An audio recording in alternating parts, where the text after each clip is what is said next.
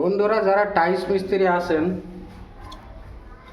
এই জয়েন্টগুলো দেখেন, যখন কাঠকোনায় লাগাবেন, পিলারগুলো এভাবে যখন লাগাবেন, তখন এইগুলো একটু ধ্যান রাখবেন, এইগুলো যাতে এই টাইলসটা আর এই পিলারের টাইলসটা যেন এই জয়েন্টগুলো এভাবে ফুলের সাথে সাথে মেলে। তাহলে দেখবেন এখান থেকে এই টাইলসটা কীভাবে এখান থেকে জয়েন্ট হয়ে গিয়েছে। আর এই জয়েন্টগুলো যখন এভাবে মেলবে এই পিলারের সাথে আর এই ওয়ালের সাথে, তখন কিন্তু মনে হবে যে অয়েল পেপার দিয়ে অয়েল পেপার লাগানো।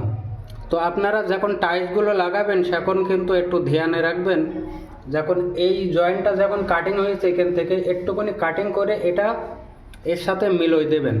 তাহলে যখন এই জয়েন্টটা এভাবে দেখেন কাটকোনা যখন এখানে লাগাবেন, তখন কিন্তু আপনার এটা বরাবর এর সাথে মিলে থাকবে। আর যখন এর সাথে মিলে যাবে, তখন মনে করেন এই কালারটা এত সুন্দর লাগবে। যেমন দেখেন এই হোয়াইটের সাথে হোয়াইটের ড্রেন নালি যে এর সাথে মিশে গিয়েছে। তো আপনারা একটু ধ্যান রাখবেন, আপনারা যারা টাইলস কারিগর একটু ধ্যান রাখবেন যে এখান থেকে এগুলো বরাবর জয়েন্ট হয়। তাহলে এগুলো কি মনে হবে যে এগুলো অয়েল পেপার, যেমন আমরা দেয়ালে অয়েল পেপার চিটকাই, এভাবে অয়েল পেপার লাগবে।